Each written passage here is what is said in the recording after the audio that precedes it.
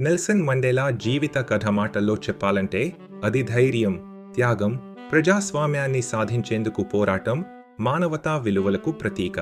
1918లో ఉమ్తాతా ప్రాంతంలో జన్మించిన ఆయన అసలు పేరు రోలిహ్లాహ్లా. చిన్న సమయంలోనే తండ్రిని కోల్పోయి బంధువుల సంరక్షణలో ఎదిగారు.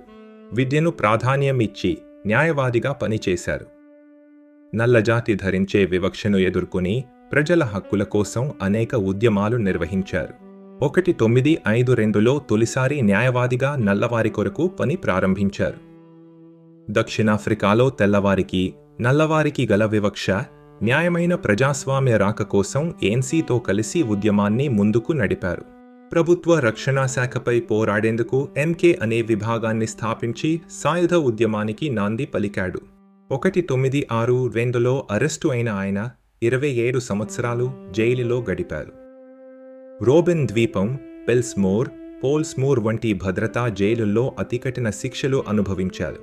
జైలులో ఉన్న ఆశను నింపుతూ సహచర ఖైదీలకు ప్రోత్సాహం ఇచ్చారు.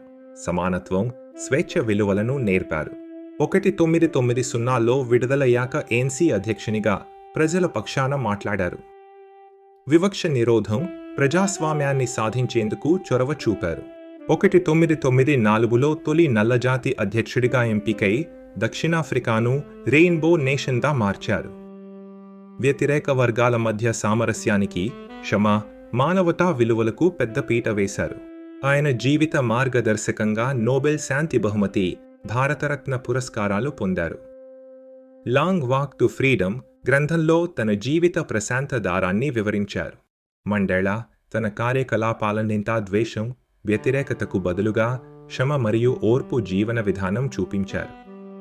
ఈ గొప్ప నేత జీవితం మనందరికీ, సమాజానికి మార్గదర్శకంగా నిలుస్తుంది.